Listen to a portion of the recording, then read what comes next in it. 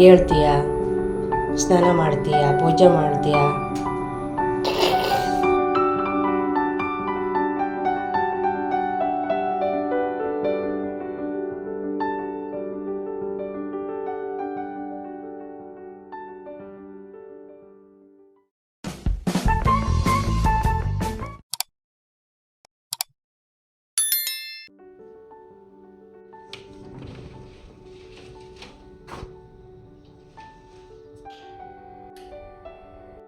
Hello, good morning, welcome back to our channel. ಇವತ್ತು Monday morning ನಾನು ವ್ಲಾಗನ್ನು start ಮಾಡಿದ್ದೀನಿ. ಸೊ ಬೆಳಿಗ್ಗೆ ಇವಾಗ ಟೈಮ್ ಬಂದು 5 ಗಂಟೆ ಆಗ್ತಾ ಇದೆ. ಮೊದಲಿಗೆ ನಾನು ಟಿಫಿನ್ ಬಾಕ್ಸನ್ನು ರೆಡಿ ಮಾಡಬೇಕು. ಸೊ ಅದಕ್ಕೂ ಮೊದಲು ನಾನು ನಿನ್ನೆ ರಾತ್ರಿ ತೊಳೆದಿರುವಂತಹ ಪಾತ್ರೆಗಳನ್ನು ಜೋಡಿಸ್ಕೊಳ್ತೀನಿ. ಸೊ ಹಾಗೆ ನಾನು ಗ್ಯಾಸ್ ಮತ್ತು ಕಿಚನ್ ಟಾಪನ್ನು ಒಮ್ಮೆ ಕ್ಲೀನಿಂಗ್ ಲಿಕ್ವಿಡಿಂದ ಕ್ಲೀನ್ ಮಾಡ್ಕೋತೀನಿ. ಸೊ ಯಾಕಂದರೆ ರಾತ್ರಿ ನಾವು ಕ್ಲೀನ್ ಮಾಡಿ ಇರ್ತೀವಿ, ಆದರೂ ಕೂಡ ರಾತ್ರಿ ಕಾಕ್ರೋಚ್ ಏನಾದರೂ ಬಂದು ಮೇಲೆ ಹರ್ಕೊಂಡಿರುತ್ತೆ. ಸೊ ಹಾಗಾಗಿ ಒಮ್ಮೆ ಕ್ಲೀನ್ ಮಾಡ್ಕೊಂಡ್ರೆ ನೀಟಾಗಿ ಇರುತ್ತೆ ಅಂತ ಹೇಳಿ ಇವತ್ತಿನ ವಿಡಿಯೋ ನನ್ನ ಮಾರ್ನಿಂಗ್ ಫುಲ್ ಬಿಸಿ ರುಟೀನ್ ನಿಮ್ಮ ಜೊತೆ ಶೇರ್ ಮಾಡೋಣ ಅಂತ ಇದ್ದೀನಿ. ಸೊ ಮಾರ್ನಿಂಗ್ ನಾವು 4:30ಗೆ ಹೇಳ್ತೀವಿ. 4:30 to 5 o'clock ಅಲ್ಲಿ ಒಂದು ಜ್ಯೂಸ್ ಕೂಡ ಮಾಡಿ ಕುಡಿತೀವಿ. ಬಟ್ ಇವಾಗ ಹಸ್ಬೆಂಡ್ ಕೂಡ ಊರಿಗೆ ಹೋಗಿದ್ರು. ಸೊ ಹಾಗಾಗಿ ಆ ಟೈಮ್ ಅನ್ನೋದು ನಾನು ಲೇಟಾಗಿ ಎದ್ದಿರೋದು. ಸೊ ಹಾಗಾಗಿ 5 ಗಂಟೆಯಿಂದ ಬ್ಲಾಗನ್ನು ಸ್ಟಾರ್ಟ್ ಮಾಡಿದ್ದೀನಿ. ಸೊ ಮೊದಲಿಗೆ ಇಷ್ಟೆಲ್ಲ ಕೆಲಸ ಆದಮೇಲೆ ಮಕ್ಕಳಿಗೋಸ್ಕರ ಮೊದಲಿಗೆ ನಾನು ಹಾಲನ್ನು ಬಿಸಿ ಮಾಡ್ಕೊಳ್ತೀನಿ. ಯಾಕಂದರೆ ಮಕ್ಕಳು ಎದ್ದಾಗ ಮೊದಲೇನೆ ಕೇಳೋದು ಹಾಲು. ಸೊ ಹಾಗಾಗಿ ಅದನ್ನು ಕಾಯಿಸಿ ಇಟ್ಕೊಂಡ್ರೆ ಮತ್ತೆ ತಲೆ ಬಿಸಿ ಇರೋದಿಲ್ಲ. ಸೊ ಹಾಗೆ ನಾನು ಇನ್ನೊಂದು ಕಡೆ ನನಗೆ ಬೇಕಾಗಿರೋದು ಮೆಂತ್ಯ ನೀರು ಅನ್ನೋದಕ್ಕಿಂತ ಬೆಳಿಗ್ಗೆ ಖಾಲಿ ಹೊಟ್ಟೆಯಲ್ಲಿ ಮೆಂತ್ಯ ಹಾಲನ್ನು ಕುಡಿತೀನಿ. ಸೊ ಡೈಲಿ ಪ್ರತಿದಿನ ಈ ನಡುವೆ ಸ್ಟಾರ್ಟ್ ಮಾಡಿರೋದು. ಮೊದಲೆಲ್ಲ ನಾನು ಜ್ಯೂಸ್ ಮಾಡಿಕೊಂಡು, ಕಾಫಿ ಮಾಡಿಕೊಂಡು, ಟೀ ಮಾಡಿಕೊಂಡು ಆ ರೀತಿ ಎಲ್ಲ ಕುಡಿತಾ ಇದ್ದೆ. ಸೊ ಇವಾಗ 15 ಡೇಸ್ ಆಯಿತು ಮೆಂತ್ಯ ಹಾಲನ್ನು ಸ್ಟಾರ್ಟ್ ಮಾಡಿದ್ದೀನಿ. ತುಂಬಾ ಟೇಸ್ಟಿಯಾಗಿ ಇರುತ್ತೆ. ಸೊ ಸ್ವಲ್ಪ ನೀರನ್ನು ಹಾಕಿ, ಬೆಲ್ಲವನ್ನು ಹಾಕಿ, ಜೊತೆಗೆ ಮೆಂತ್ಯ ಪೌಡರನ್ನು ಮಾಡ್ಕೊಂಡಿರೋದು ಅದನ್ನು ಕೂಡ ಹಾಕಿ ಚೆನ್ನಾಗಿ ಕುದಿಸಿ ಕುಡಿಯೋದು. ಸೊ ಅದಕ್ಕೂ ಮೊದಲು ನಾನು ಸ್ವಲ್ಪ ಬಿಸಿ ನೀರನ್ನು ಬಿಸಿ ಮಾಡಿ 1 ಗ್ಲಾಸ್ ಬಿಸಿ ನೀರು ಕುಡಿದ ನಂತರ ನಾನು ಮೆಂತ್ಯ ಹಾಲನ್ನು ಕುಡಿಯೋದು. ಇನ್ನು ಮೆಂತ್ಯ ಟೀ ಕುಡಿಯುವುದರಿಂದ ಬೆನ್ನು ನೋವು ಇರುವಂತಹ ಮಹಿಳೆಯರಿಗೆ ತುಂಬಾನೇ ಹೆಲ್ಪ್ಫುಲ್ ಅಂತ ಹೇಳ್ಬಹುದು. ಬೆನ್ನು ನೋವು ಇರುವಂತಹ ಮಹಿಳೆಯರು ನೀರಿಗೆ ಅಥವಾ ಹಾಲಿಗೆ ಖರ್ಜೂರವನ್ನು ಹಾಕಿ ಮೆಂತ್ಯ ಪೌಡರನ್ನು ಹಾಕಿ ಕುದಿಸಿ ಕುಡಿಯೋದ್ರಿಂದ ಬೆನ್ನು ನೋವು ಕಡಿಮೆ ಆಗುತ್ತೆ ಅಂತ ಹೇಳ್ತಾರೆ. ಆದರೆ ನಾನಿಲ್ಲಿ ಬೆಲ್ಲದ ಪೌಡರನ್ನು ಯೂಸ್ ಮಾಡ್ಕೊಳ್ತೀನಿ.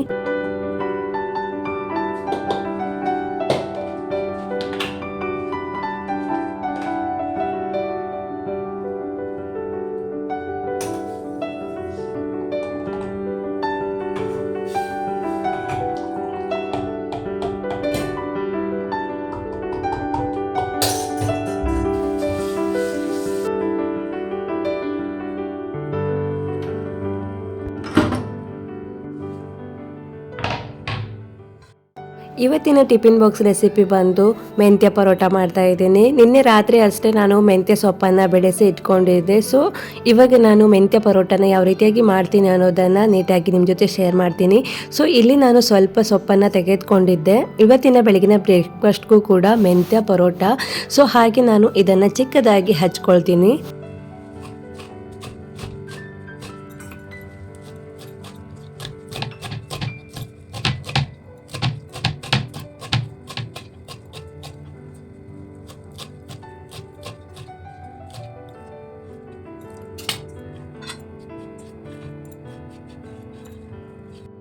ಸೊಪ್ಪನ್ನು ಚೆನ್ನಾಗಿ ತೊಳಿಬೇಕು. ಹಾಗಾಗಿ ನಾನು ಇದನ್ನು ಮೊದಲಿಗೆ ವಾಶ್ ಮಾಡ್ಕೊಳ್ತೀನಿ. ಸೊ ನಂತರ ನಾನು ಇದಕ್ಕೆ ಏನೆಲ್ಲ ಇಂಗ್ರೀಡಿಯೆಂಟ್ ಬೇಕು ಅನ್ನೋದನ್ನು ಹಾಕ್ತೀನಿ.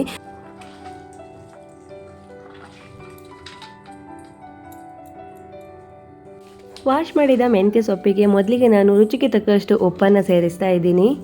ನಂತರ ಅದಕ್ಕೆ ಸ್ವಲ್ಪ ಜೀರಿಗೆ, ಹಾಗೆ ಕಪ್ಪು ಜೀರಿಗೆ, ಕಾಳು ಜೀರ ಅಂತಾರಲ್ಲ ಅದನ್ನು ಕೂಡ ಸೇರಿಸ್ತಾ ಇದ್ದೀನಿ. ತುಂಬಾ ರುಚಿಯಾಗಿ ಬರುತ್ತೆ.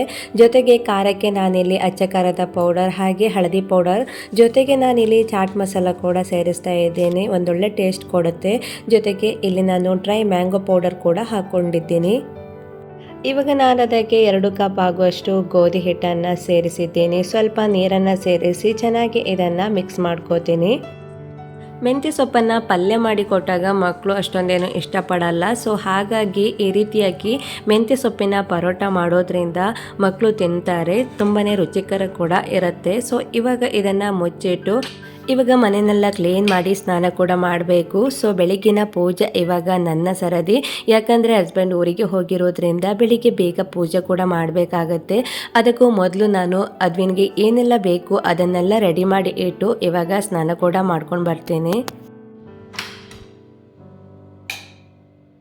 ಬಿಸಿ ನೀರು ಕಾಯೋದ್ರೊಳಗೆ ಮನೆ ಕೂಡ ಒಮ್ಮೆ ಕ್ಲೀನ್ ಮಾಡ್ಕೊಳ್ತಾ ಇದ್ದೀನಿ. ಸೊ ದಿನಕ್ಕೆ 2 ಬಾರಿ ಕ್ಲೀನ್ ಮಾಡೋದ್ರಿಂದ ಜಾಸ್ತಿ ಏನು ಕ್ಲೀನ್ ಮಾಡಲಿಕ್ಕೆ ಇರೋದಿಲ್ಲ. ಸೊ ಹಾಗಾಗಿ ಬೇಗ ಮನೆ ಕೂಡ ಕ್ಲೀನ್ ಆಗುತ್ತೆ.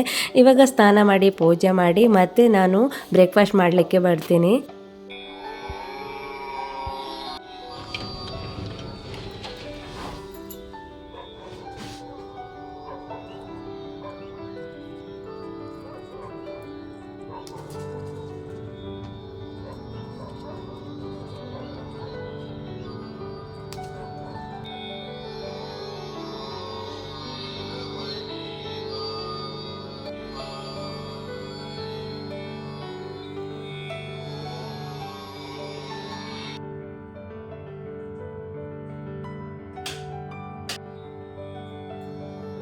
ಸೊ ಇಷ್ಟೆಲ್ಲ ಕೆಲಸ ಆಗೋದ್ರೊಳಗೆ ಹಿಟ್ಟು ಕೂಡ ಸ್ವಲ್ಪ ನೆಂದಿರುತ್ತೆ. ಇವಾಗ ನಾನು ಪರೋಟ ಮಾಡ್ಕೋತೀನಿ.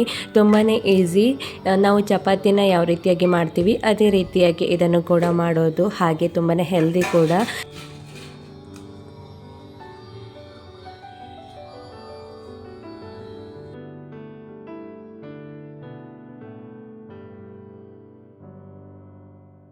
ಸೊ ಹಿಟ್ಟನ್ನು ಚೆನ್ನಾಗಿ ನಾದ್ಕೋಬೇಕು, ಆವಾಗ ಪರೋಟ ತುಂಬ ಚೆನ್ನಾಗಿ ಬರುತ್ತೆ. ಸೊ ಇವಾಗ ನನಗೆ ಎಷ್ಟು ಬೇಕೋ ಅಷ್ಟನ್ನು ನಾನು ಇಲ್ಲಿ ಉಂಡೆ ಮಾಡ್ಕೊಂಡಿದ್ದೆ. ಸೊ ಇವಾಗ ಬೇಗ ಪರೋಟ ಕೂಡ ಮಾಡ್ಕೋತೀನಿ.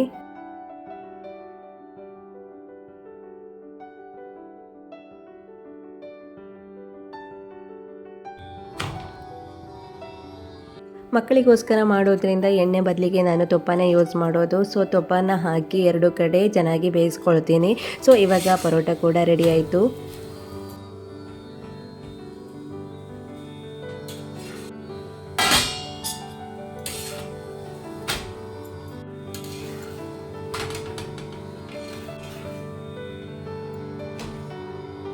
ಆಗಲೇ ಟೈಮ್ ಆಗ್ತಾ ಬಂತು. ಸೊ ಹಾಗಾಗಿ ಇವಾಗ ಟಿಫಿನ್ ಬಾಕ್ಸ್ಗೆ ಅದನ್ನೆಲ್ಲ ಹಾಕ್ತೀನಿ. ಸೊ ಹಾಗೆ ನಾನು ಪರೋಟನ ಯಾವಾಗಲೂ ಫಾಯಿಲ್ ಪೇಪರ್ಗೆ ಹಾಕಿನೇ ಹಾಕ್ತೀನಿ. ಫ್ರೆಶ್ ಆಗಿರುತ್ತೆ, ತಿನ್ನಲಿಕ್ಕೂ ಕೂಡ ಸಾಫ್ಟಾಗಿ ಇರುತ್ತೆ. ಸೊ ಪರೋಟ ಈ ರೀತಿ ಎಲ್ಲ ಮಾಡಿದರೆ ಮಾತ್ರ ಅದ್ವೇನು ಸ್ವಲ್ಪ ತಿನ್ನೋದು. ರೈಸ್ ಐಟಮ್ ಮಾಡಿದರೆ ತಿನ್ನೋದೇ ಇಲ್ಲ. ಸೊ ಆದರೂ ಕೂಡ ಇನ್ನು ಅದನ್ನು ಕೂಡ ಸ್ಟಾರ್ಟ್ ಮಾಡಬೇಕು, ಯಾಕಂದರೆ ಅಭ್ಯಾಸ ಕೂಡ ಆಗಬೇಕಲ್ವ. ಸೊ ಹಾಗಾಗಿ ಇನ್ನು ಮಾರ್ನಿಂಗ್ ಲೈಟ್ ಬ್ರೇಕ್ಫಾಸ್ಟ್ಗೆ ನಾನು ಯಾವಾಗಲೂ ಹಣ್ಣನ್ನೇ ಹಾಕೋದು. ಸೊ ಇವತ್ತು ಸ್ಟ್ರಾಬೆರಿ ಇತ್ತು, ಅದನ್ನು ಹಾಕ್ಲಿಕ್ಕಂತ ಹೋದೆ, ಬಟ್ ಎಲ್ಲವೂ ಹಾಳಾಗಿತ್ತು. ಸ್ವಲ್ಪ ಸಿಕ್ತು, ಅದ್ರ ಜೊತೆ ಸ್ವಲ್ಪ ಬಿಸ್ಕೆಟ್ ಕೂಡ ಹಾಕಿ ಲಂಚ್ ಬಾಕ್ಸ್ ರೆಡಿ ಮಾಡಿದೆ. ಇವಾಗ ಅದ್ವಿನ್ ಕೂಡ ಏಳಿಸೋದಿದೆಯಲ್ಲ, ಅದೊಂದು ದೊಡ್ಡ ಸಾಹಸ ಅಂತ ಹೇಳ್ಬೋದು. ಎಲ್ಲ ತಾಯಂದ್ರಿಗೂ ಅದೇ ದೊಡ್ಡ ಪ್ರಾಬ್ಲಮ್ ಅಂತ ಅನ್ಕೋತೀನಿ. ಯಾಕಂದರೆ ಮಕ್ಕಳು ಬೆಳಿಗ್ಗೆ ಏಳಲಿಕ್ಕೆ ಸ್ವಲ್ಪ ಉದಾಸೀನ ಮಾಡ್ತಾರೆ. ಸೊ ಅವರನ್ನು ಏಳಿಸೋದೇ ಒಂದು ದೊಡ್ಡ ಸಾಧನೆ ಅಂತ ಹೇಳ್ಬೋದು. ಬೆಳಿಗ್ಗೆ ಎಷ್ಟೇ ಬೇಗ ಎದ್ದು ಕೂಡ ಟಿಫಿನ್ ಬಾಕ್ಸ್ ರೆಡಿ ಮಾಡಲಿಕ್ಕಾಗತ್ತೆ. ಮಕ್ಕಳನ್ನು ಏಳಿಸಿ ಕಳಿಸೋದಿದೆಯಲ್ಲ, ಅವರು ಒಮ್ಮೊಮ್ಮೆ ಬೇಗ ಎದ್ದರೂ ಕೂಡ ಒಮ್ಮೊಮ್ಮೆ ಏಳಲಿಕ್ಕೆ ಮನಸ್ಸಾಗೋದೇ ಇಲ್ಲ. ಸೊ ಅದ್ವಿನ್ಗೂ ಕೂಡ ಒಮ್ಮೊಮ್ಮೆ ಹಾಗೆ ಆಗುತ್ತೆ. ಇವತ್ತು ಕೂಡ ಏಳಲಿಕ್ಕೆ ತುಂಬಾ ಉದಾಸೀನ ಮಾಡ್ತಾ ಇದ್ದ. ಆಗಲೇ 7 ಗಂಟೆ ಆಯಿತು.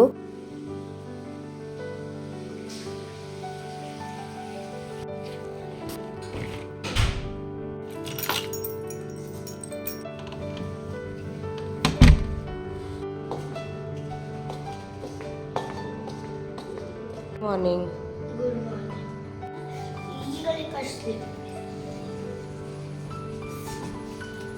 ಬಿಟ್ಟು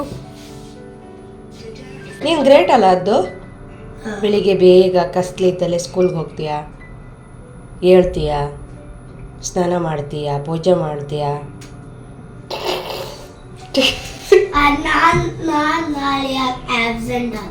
ಎಂತಕ್ಕೆ ನಂಗೆ ನಿದ್ರೆ ಮಾಡೋಕತ್ತಿಲ್ಲ. ಅಯ್ಯೋ, ನಿನ್ ಕಂಡಾಗ ಯಾರಿದ್ರು ಸ್ಟ್ರಾಂಗ್ ಹೇಳ? ಯಾರು ಸಿಗ್ಲಿಕ್ಕೆ ಸಾಧ್ಯನೇ ಇಲ್ಲ. ಚಲೋ ಇವತ್ತು ಬೆಳಿಗ್ಗೆ ತುಂಬಾ ಮೋಡ ಇತ್ತು. ಸೊ ಹಾಗಾಗಿ ಅದ್ವಿನ್ಗೆ ಹೇಳಲಿಕ್ಕೆ ಮನಸ್ಸಿರಲಿಲ್ಲ.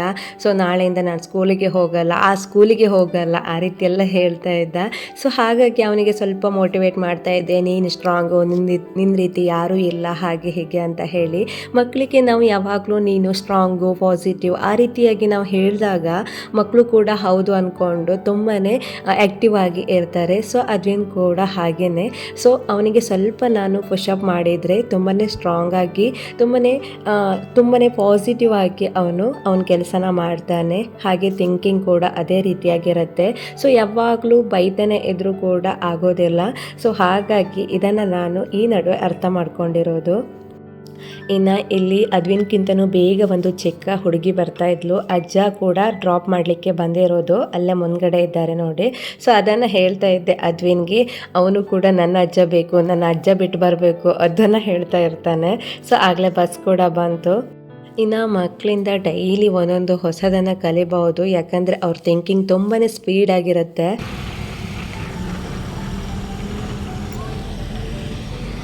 ಇವತ್ತು ಸ್ವಲ್ಪ ಬಸ್ ಬಂದಿರೋದು ಕೂಡ ಲೇಟ್ ಆಯಿತು, ಹಾಗಾಗಿ ಆರ್ನ ಕೂಡ ಎತ್ತಿರ್ಬೋದು ಅನ್ನೋದು ನನಗೆ ಅನ್ನಿಸ್ತಾ ಇತ್ತು. ಸೊ ಹಾಗಾಗಿ ನಾನು ಬೇಗ ಇವಾಗ ಮನೆಗೆ ಹೊರಟೆ. ಸೊ ಕೆಳಗಡೆ ಬಂದಾಗ 6th ಸೆನ್ಸ್ ವರ್ಕ್ ಆಗುತ್ತೆ ಅಂತ ಹೇಳ್ತಾರಲ್ಲ, ಸೊ ನನಗೇನಾದರೂ ಒಂಥರ ಆದರೆ ಅವಳು ಎದ್ದಿರ್ತಾಳೆ ಅಂತ ಹೇಳಿ ಇವತ್ತು ಕೂಡ ನನಗೆ ಹಾಗೆ ಅನ್ನಿಸ್ತಾ ಇತ್ತು. ಸೊ ಹಾಗಾಗಿ ಬೇಗ ಹೊರಟೆ. ಆಗಲೇ ಆರ್ನ ಕೂಡ ಎದ್ದಿದ್ಲು.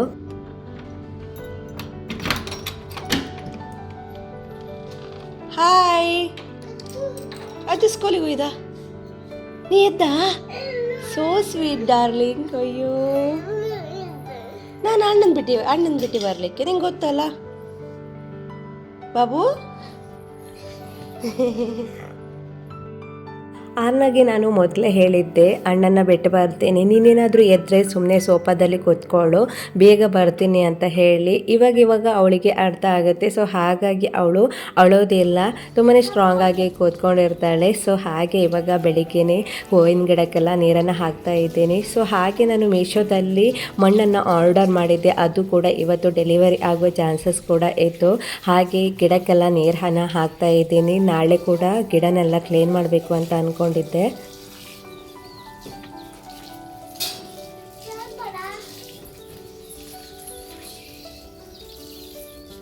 ಇನ್ನೇ ಮನೆಗೆ ಬಂದು ಮತ್ತೆ ಪರೋಟವನ್ನು ಮಾಡಿ ಆರ್ನಾಗೂ ಕೂಡ ತಿನ್ನಿಸ್ತಾ ಇದ್ದೆ. ಸೊ ಹಾಗೆ ಇವತ್ತಿನ ಬ್ರೇಕ್ಫಾಸ್ಟ್ ರೆಸಿಪಿ ಇದಾಗಿತ್ತು. ತುಂಬಾ ಸಾಫ್ಟಾಗಿ ಇದನ್ನು ಮಾಡ್ಕೋಬಹುದು, ಒಮ್ಮೆ ಟ್ರೈ ಮಾಡಿ ನೋಡಿ. ಇನ್ನು ಇವತ್ತಿನ ಕೆಲಸ ಹೇಳಬೇಕು ಅಂದರೆ ತುಂಬಾ ಕೆಲಸ ಇತ್ತು. ಸೊ ಹಾಗೆ ನಿನ್ನೆ ತರಕಾರಿ ಎಲ್ಲ ಬಂದಿತ್ತು, ಅದನ್ನೆಲ್ಲ ಜೋಡಿಸಿದ್ದೆ.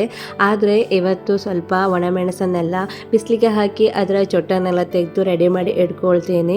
ಸೊ ಒಮ್ಮೆ ಇದನ್ನೆಲ್ಲ ಮಾಡಿಕೊಂಡ್ರೆ ಸ್ವಲ್ಪ ಕೆಲಸ ಈಸಿ ಆಗುತ್ತೆ ಅಂತ ಹೇಳಿ ತಂದ ತಕ್ಷಣ ಇದನ್ನು ಬಿಸಿಲಿಗೆ ಹಾಕಿ ನಂತರ ಇದನ್ನು ಬಿಸಿಲಿರುವಾಗಲೇ ಚೊಟ್ಟನ್ನು ತೆಗಿಲಿಕ್ಕೆ ತುಂಬ ಈಸಿ ಆಗುತ್ತೆ.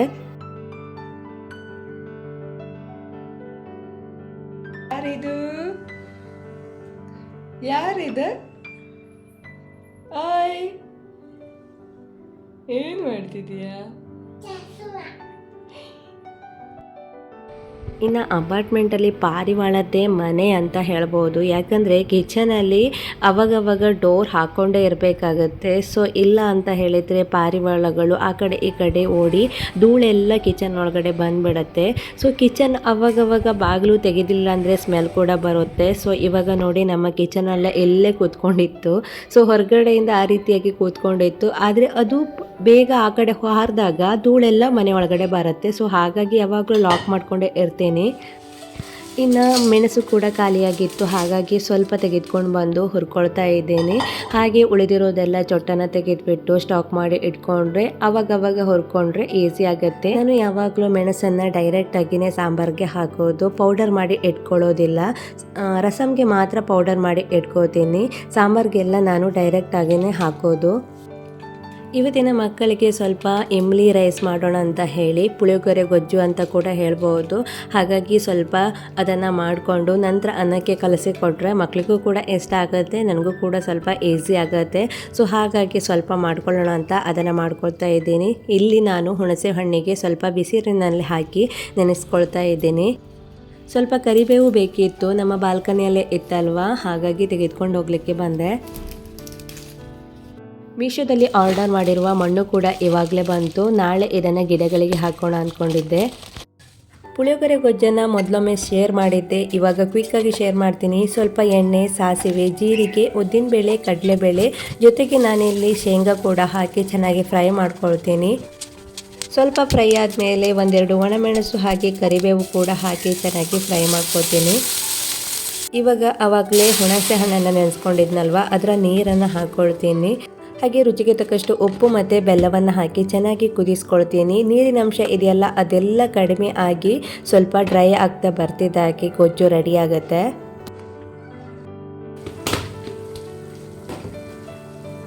ಅವಾಗ ನಾನು ಹಳದಿ ಪೌಡರ್ ಹಾಕೋದು ಮರ್ತಿದ್ದೆ. ಸ್ವಲ್ಪ ಹಳದಿ ಪೌಡರ್ ಕೂಡ ಹಾಕಿ ಇವಾಗ ಚೆನ್ನಾಗಿ ಇದನ್ನು ಕುದಿಸ್ಕೊಳ್ತೀನಿ. ಈ ರೀತಿಯಾಗಿ ಬರಬೇಕು. ಇವಾಗ ಗೊಜ್ಜು ರೆಡಿಯಾಗಿದೆ. ಇಲ್ಲಿ ನಾನು 2 ದಿನಕ್ಕಾಗುವಷ್ಟು ಮಾಡ್ಕೊಂಡಿದ್ದೀನಿ. ಅವಾಗವಾಗ ಈಸಿ ಆಗುತ್ತೆ. ಏನಾದರೂ ಕೆಲಸದಲ್ಲಿ ಬ್ಯುಸಿ ಇದ್ದರೆ ಅನ್ನಕ್ಕೆ ಇದನ್ನು ಹಾಕಿ ಮಿಕ್ಸ್ ಮಾಡಿದರೆ ಪುಳಿಯೋಗರೆ ಗೊಜ್ಜು ರೆಡಿ ಆಗುತ್ತೆ.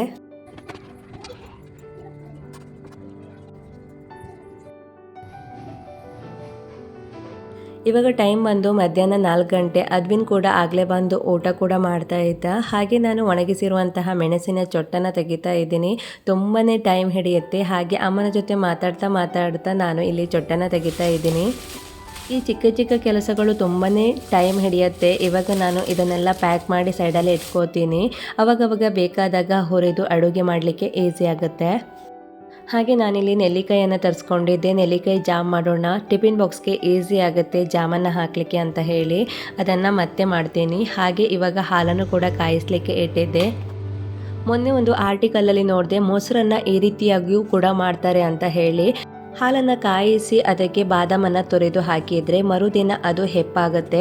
ಆದರೆ ಹುಳಿ ಬರೋದಿಲ್ಲ, ಸ್ವೀಟಾಗಿಯೇ ಇರುತ್ತೆ. ಮಕ್ಕಳಿಗೆ ಇದು ತುಂಬಾ ಹೆಲ್ತ್ಗೆ ಒಳ್ಳೆಯದು ಅಂತ ಹೇಳ್ತಾರೆ. ನಾಳೆ ಹೇಗಾಯಿತು ಅನ್ನೋದನ್ನು ನಾಳಿನ ವಿಡಿಯೋದಲ್ಲಿ ನಿಮ್ಮ ಜೊತೆ ಶೇರ್ ಮಾಡ್ತೀನಿ. ಇವತ್ತಿನ ಈ ವ್ಲಾಗನ್ನು ಇಲ್ಲಿಗೆ ಎಂಡ್ ಮಾಡ್ತೀನಿ. Bye bye. Thanks for watching.